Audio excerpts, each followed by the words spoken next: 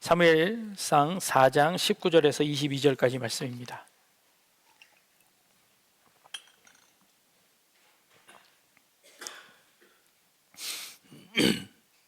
우리 한 절씩 교독합니다. 그의 며느리인 비느하스의 아내가 임신하여 해산 때가 가까웠더니 하나님의 궤를 빼앗긴 것과 그의 시아버지와 남편이 죽은 소식을 듣고 갑자기 아파서 몸을 굽으려 해산하고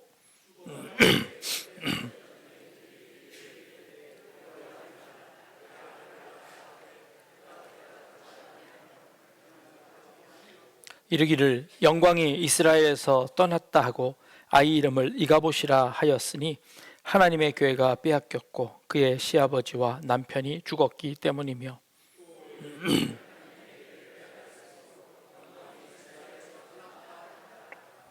아멘. 주는 나의 피난처라는 책을 쓰신 코리 텐 붐이라는 여사님이 계십니다. 이분은 네덜란드 분이신데 2차 세계대전이 벌어졌을 때 그의 부모와 그의 언니는 집안에다가 아주 비밀스러운 공간을 만들어 놓고 거기에 유대인들을 숨겨주기 시작했습니다.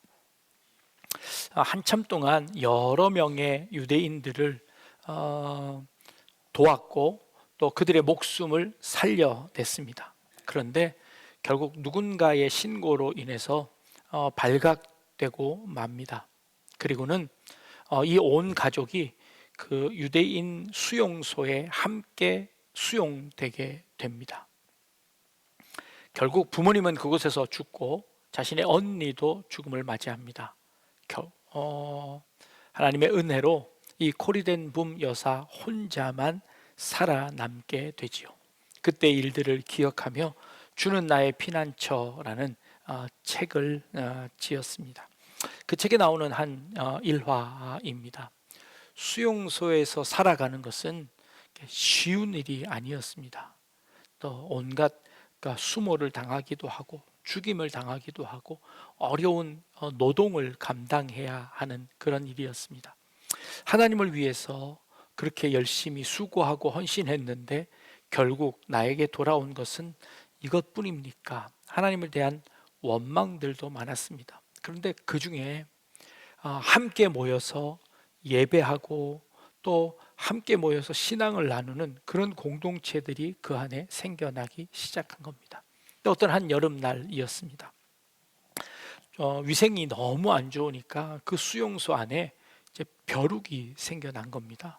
그래서 벼룩이 얼마나 많은지 그 벼룩을 쫓아내는 것이 그들에게 참 곤욕이었다고 합니다.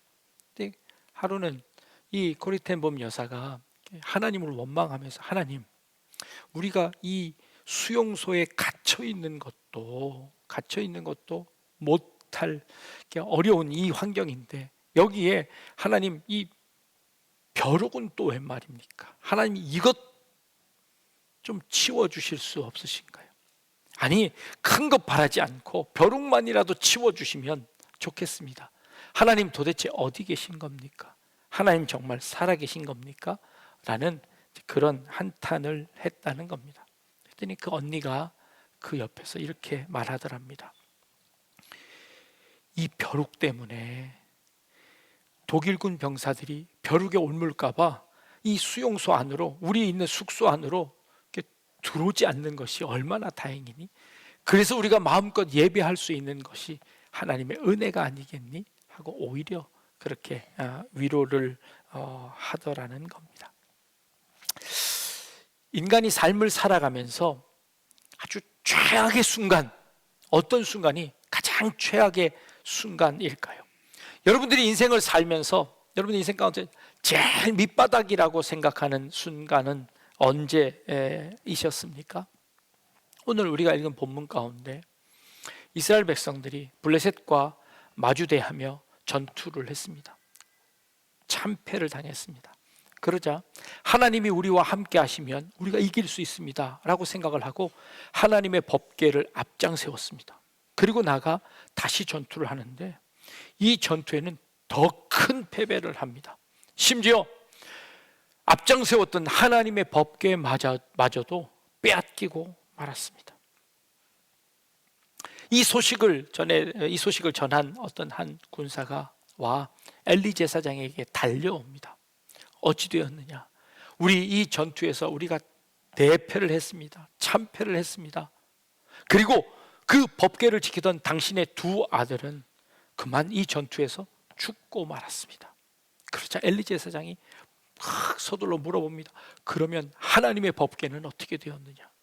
하나님의 법궤마저도 블레셋에게 빼앗기고 말았습니다. 더 이상 희망이 없습니다. 이 이야기를 전해들은 엘리 제사장은 그때 나이가 90세가 넘었습니다.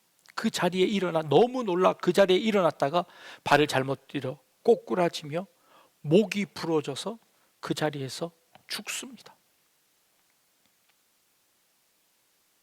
그 이야기를 전해들은 비느하스의 아내는 아이를 가지고 배가 불러오던 상태였습니다. 그런데 그 너무 충격적인 자기의 남편이 죽고 시아버지가 죽고 이스라엘이 전쟁에 패했고 거기다가 하나님의 법궤까지 빼앗겼다는 이 소식을 듣고 갑자기 배가 아파 조산을 합니다. 그래서 아이를 낳는데 그 아이를 낳는 그 과정 속에서 이 여인은 그만 죽음의 문턱까지 이르릅니다. 죽을 힘을 다해 아이를 출산합니다. 그리고 이 여인은 죽습니다. 죽기 전에 이 아이의 이름을 마치 유언처럼 내뱉고는 이 여인은 숨을 거둡니다. 그 아이의 이름이 이가봇이라는 겁니다. 자, 우리 인간의 삶 가운데 이것보다 더 밑바닥인 최악인 상황이 있을까요? 나라가 망했습니다. 제사장이 죽는데 거기에 자기의 남편이 죽습니다. 거기에 법궤마저 빼앗깁니다. 그 소식을 들은 시아버지마저 돌아가십니다. 그의 집안은 완전히 풍비박산이 났습니다. 그리고 그 핏덩이 태어난 그 아들을 바라보며 이가봇이라고 이야기합니다. 이가봇이라는 이름의 뜻은 하나님이 우리를 떠났다라는, 하나님의 영광이 우리를 떠났다라는 뜻입니다. 그런데 이 단어의 정확한 문자적 의미는 이겁니다. 카보드라는 것은 영광이라는 명사입니다. 거기에 이라는 접두어가 붙었습니다. 이라는 접두어는 무엇을 의미하면 어디에 있느냐라고 하는 의문 접두사입니다. 하나님의 영광이 도대체 어디 있느냐라고 묻는 그 물음입니다. 때로는 이 이라는 단어는 슬프다라는 의미를 쓰여지기도 합니다. 하나님의 영광이 떠나 이제 우리가 슬픔 가운데 있다, 너는 슬픔의 아들이다 라고 하는 그 이름을 붙여준 겁니다. 없다라는 뜻도 있습니다. 하나님의 영광이 없다는 겁니다. 결국 같은 뜻입니다. 하나님의 영광이 도대체 우리의 삶 가운데 어디에 있습니까? 하나님 도대체 살아계시기는 한 겁니까? 하나님의 법궤가 앞장서서 그 전투에서 이길 줄 알았는데 법궤마저 빼앗겨 버렸습니다. 그리고 이제 우리는 더 이상 희망이 없습니다. 하나님의 영광이 도대체 어디에 있습니까? 라고 그 여인은 자신의 아들의 이름을 지어주고는 그만 숨을 거두고 맙니다. 산파들은 당신이 아들을 낳았습니다. 당신이 아들을 낳았습니다. 그 당시 아들을 낳는다는 것은 그 여인에게 영광입니다. 그 여인에게 축복입니다. 그러나 이 아이는 전혀 축복의 아이가 아니라 저주의 아이가 되어 버렸습니다. 이제 더 이상 우리에게는 소망이 없습니다. 영광이 없습니다. 이가봇이라는 이름을 지어주고 그만 그 여인은 숨을 거둡니다. 이스라엘의 상황과 유사합니다. 이와 비슷한 이야기가 창세기 35장에도 나옵니다. 야곱의 아내였던 라헬, 야곱이 사랑했던 아내였습니다. 그 여인을 얻기 위해서 14년 동안이나 무료로 봉사할 만큼 그 여인을 사랑했던 여인이 라헬이라는 여인이었습니다. 그 여인은 아들을 낳을 수 없어서 자기 언니와 아들 낳기 경쟁을 합니다. 그래서 자신의 몸종까지 다 남편에게 드려 아들을 낳지만 자신은 아들을 낳지 못했습니다. 그런데 마지막에 하나님께서 그의 태문을 열어 요셉을 낳게 합니다. 그리고는 하나님께서 그의 슬픔을 거두고 그에게 두 번째 아들을 주십니다. 그 아들을 낳기 위해 고향집을 떠나 남편의 고향인 가나안 땅으로 들어와 그 아들을 낳습니다. 그런데 노산이어서 그런지 아이를 낳다가 그만 라헬은 죽게 되어집니다. 핏덩이를 낳고 이 라헬이 그 아들의 이름을 지어주는데 뭐라고 지어주냐면 이 아이의 이름은 베노니입니다 라고 이름을 지어주고 숨을 거둡니다. 베노니라는 이름의 뜻은 슬픔의 아들입니다. 내가 그렇게 수모를 당하다가 요셉을 낳고 이제 아들 둘을 낳아 이제 내가 영광을 거두고 이제 내가 떳떳하게 모든 사람들로부터 떳떳하게 살아갈 수 있을 이제 그쯤 되었는데 내가 이 아이를 낳다가 죽다니. 위로 형들이 11명이나 되는 그 형들 가운데서 핏덩이로 태어난 이 아들, 그 경쟁에서 살아남을 수 없는 그 아들, 너는 슬픔의 아들이구나 하고 그 아들 이름을 베노니라고 이름을 지어줍니다. 그런데 이 말을 듣던 남편 야곱이 얼른 그 이름을 비슷한 단어로 이름을 바꾸어냅니다. 그 이름은 베냐민이라는 나라의 이름입니다. 베노니가 아니라 너는 베냐민이다 라고 이름을 짓습니다. 베냐민이라는 이름의 뜻은 오른손의 아들이라는 뜻입니다. 오른손은 힘을 상징합니다. 오른손은 축복을 상징합니다. 그 오른손은 어쩌면 하나님을 의미할지도 모르겠습니다. 하나님의 오른손에 잡힌 아들이다 하고 이름을 베냐민이라고 짓습니다. 야곱은 어떻게 그렇게 이름을 지을 수 있었을까요? 야곱은 자신의 잘못으로 인해 집에서 쫓겨나야 했습니다. 도망쳐야 했습니다. 형의 손길에서 벗어나기 위해서 도망쳐서 광야를 가는 가운데 아무것도 없는 그 가운데 돌을 베개 삼아 누워서 하나님이 어디에 계십니까? 나는 어떻게 살라는 말입니까? 한탄하고 있는 그 가운데 하늘문이 열리고 사닥다리가 내려오며 하나님의 천사가 오르락내리락 하는 걸 봅니다. 거기서 하나님을 만납니다. 너 혼자 있지 않다. 하나님이 너와 함께 한다라는 것을 깨닫게 되었습니다. 삼촌의 집으로 갑니다. 14년 동안 삼촌에게 속아서 무료로 일을 합니다. 20년 동안 그렇게 일을 하며 그렇게 믿었던 삼촌에게 배반을 당합니다. 그럼에도 불구하고 하나님께서 야곱을 내버려 두지 않으셨습니다. 결국 큰 무리를 이끌고 그곳을 나오게 되었습니다. 그곳을 나오며 걱정합니다. 형 에서가 나를 맞기 위해서 군사를 일으켜서 나를 죽이려고 하는데 야복강가에서 그 하나님을 붙잡고 씨름합니다. 그 가운데 하나님이 너와 함께 하시겠다는 약속을 얻어냅니다. 그리고 그 마음이 누그러진 형 에서와 화해를 합니다. 그의 인생 가운데 정말 바닥이라고 생각되어지는 그 낭떠러지 가운데 서 있을 때마다 하나님 어디 계십니까? 하나님 나와 함께 계신다면 나에게 이런 일이 있을 수 있습니까? 하나님을 향하여 원망하고 탄식하는 그 순간순간마다 하나님이 야곱의 손을 붙잡아 주셨음을 야곱은 그의 인생 가운데서 배웠습니다. 지금 이 핏덩이를 낳고 죽는 그 어미가 이 아들의 이름을 슬픔의 아들이라고 이름을 지어주는 그 순간에 야곱은 아니다, 이 아들은 오른손의 아들이다 하고 그 이름을 바꾸어 부르는 겁니다. 이 아이의 이름은 슬픔의 아들이 아니라 하나님의 오른손에 붙잡힌 아들이다. 하나님에게 붙잡히기만 하면 어떠한 낭떠러지 가운데서도 어떠한 절망적인 그 순간 가운데서도 살아날 수 있다, 일어날 수 있다라고 믿었던 것입니다.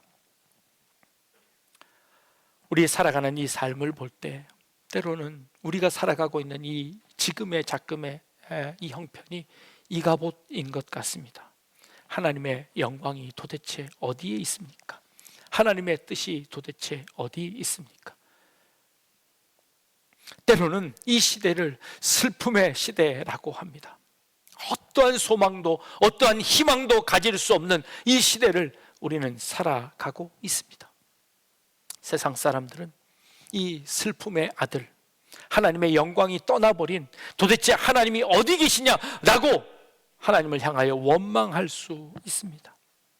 때로는 우리의 삶 가운데 그런 지경에 빠져 헤매고 있는 분들이 계시는지도 모르겠습니다. 그때 야곱처럼 슬픔의 아들이 아니라 하나님의 오른손에 붙잡힌 아들입니다 라고 고백할 수 있는 그런 우리 성도님들 다 되실 수 있기를 바랍니다. 법궤도 잃어버렸습니다. 지도자들도 다 잃어버렸습니다. 그런데 그 산파가 이렇게 이야기합니다. 아들을 낳았습니다. 그 아들을 하나님께서 책임지십니다. 이스라엘은 절망이라고 생각합니다. 더 이상 소망이 없다고 생각하지만 하나님은 그 소망 없는 그 가운데 태어난 그 핏덩이, 그 아이를 통하여서 이스라엘 민족을 이끌어 가십니다. 우리가 절망하는, 소망 없다고 하는 우리의 자녀들을 통해서 하나님께서 하나님의 나라를 세워 가실 줄로 믿습니다. 어떤 한 대장장이가 금을 재련합니다. 어떤 한 소년이 그걸 보고 왜 금을, 그 좋은 금을 그렇게 뜨거운 풀물 속에 집어 넣습니까? 대장장이가 말합니다. 이렇게 뜨거운 곳에 집어 넣어야 모든 불순물들이 다 제거된단다. 소년이 다시 묻습니다. 그럼 언제 금이 완성됩니까? 대장장이가 미소를 머금며 소년에게 이렇게 이야기합니다. 이 금을 볼 때 그 금에 내 얼굴이 환하게 비춰지면 그때가 완성된 거란다. 우리의 고난 가운데, 우리의 그 밑바닥 가운데 우리 얼굴을 볼 수 있다면, 그 가운데서 우리의 삶을 볼 수 있다면 그 시련은 우리의 모든 불순물들을 다 제거하고 하나님의 사람으로 우뚝 설 수 있도록 만드시는 하나님의 담금질이지 않겠습니까? 코리덴붐 여사가 그 수용소에서 나온 이후에 복음 전도자가 되었습니다. 네덜란드에서 복음을 전하고 있는 그때에 하나님께서 그녀에게 감동을 주셨습니다. 너희를 그렇게 괴롭혔던 독일에 가서 복음을 전해라. 하나님, 저는 그곳만큼은 싫습니다. 그곳만큼은 가지 않겠습니다 라고 하는 그에게 계속해서 뜨거운 감동을 주십니다. 그래서 이 코리덴붐 여사는 독일로 가서 복음을 전합니다. 그런데 가는 곳곳마다 회개하고 돌아오는 놀라운 역사가 일어나는 것을 목격할 수 있었답니다. 한날은 집회를 마치고 많은 결신자들과 함께 악수하며 인사를 하는데 저만치서 다가오는 어떤 한 남자의 얼굴을 보는 순간 온몸에 소름이 돋았답니다. 그것은 자기가 수용되어 있던 그 수용소에 소장이 걸어오는 것이었습니다. 물론 그는 그 많은 수용소 사람들을 기억하지 못했기 때문에 그 여인을 기억하지 못하지만 이 코리덴붐 여사는 보는 순간에 머리가 쭈뼛하며 그 사람을 알아채렸다는 겁니다. 하나님, 내가 도저히 저 사람의 손은 잡지 못하겠습니다. 근데 그 마음속에 들려오는 음성이 내가 그도 사랑한다, 내가 그도 용서했는데 너는 못하겠니? 라는 음성이 들리더랍니다. 그래도 하나님 안 됩니다. 지금이라도 벼락이라도 쳐서 그에게 하나님 징계해 주십시오. 그 마음이 드는 그 순간에 어느새 그가 다가옵니다. 자기도 모르는 사이에 손을 잡고 인사를 했답니다. 그런데 그 손을 잡고 그 남자가 하는 말입니다. 저는 죄인입니다. 저는 사람들이 알지 못하는 아주 끔찍한 죄를 저지른 사람입니다. 그런데 이제 그 죄를 회개하고 하나님의 자녀가 되기를 원합니다 라고 그 앞에 눈물을 흘리며 손을 잡더라는 겁니다. 그 말을 듣는 순간에 그 여인이 가졌던 모든 원망과 미움이 그냥 눈 녹듯이 사라지는 것을 느꼈다고 그녀는 고백합니다. 우리의 삶 가운데 정말 최악이라고 생각하는 그 순간, 내가 견딜 수 없는 순간이라고 생각하는 그런 순간들이 있을 수 있습니다. 그때도 하나님은 우리와 함께 하시는 줄로 믿습니다. 주님이 십자가를 지신 것이 바로 그 이유였다는 것을 우리 잊지 않기를 바랍니다. 아우슈비츠에 끌려온 유대인 중에 한 사람이 사형장으로 끌려가는 어떤 한 소년을 봅니다. 아니, 어떻게 저 소년까지 죽이려고 하느냐? 아니, 도대체 하나님은 어디 계신 겁니까? 하나님이 정말 살아계시다면 저 소년을 죽음에서 건져주십시오. 하나님 도대체 어디 계십니까? 라고 탄식하며 절규하더랍니다. 그 옆에 있던 유대인 랍비가 그 남자에게 조용히 이야기합니다. 지금 하나님은 그 아이와 함께 계십니다. 그 아이 옆에 함께 고난당하시고 그 아이와 함께 죽임을 당하고 계십니다. 라고 그에게 말하더라는 겁니다. 보라, 내가 세상 끝날까지 너희와 항상 함께 있으리라 라고 주님께서 약속하셨습니다. 여러분들의 삶 가운데 혹시 이가봇의 상황이십니까? 혹시 여러분들의 삶이 베노니의 삶이십니까? 그 순간에도 하나님은 여러분 놓지 않고 붙잡으시는 줄 믿습니다.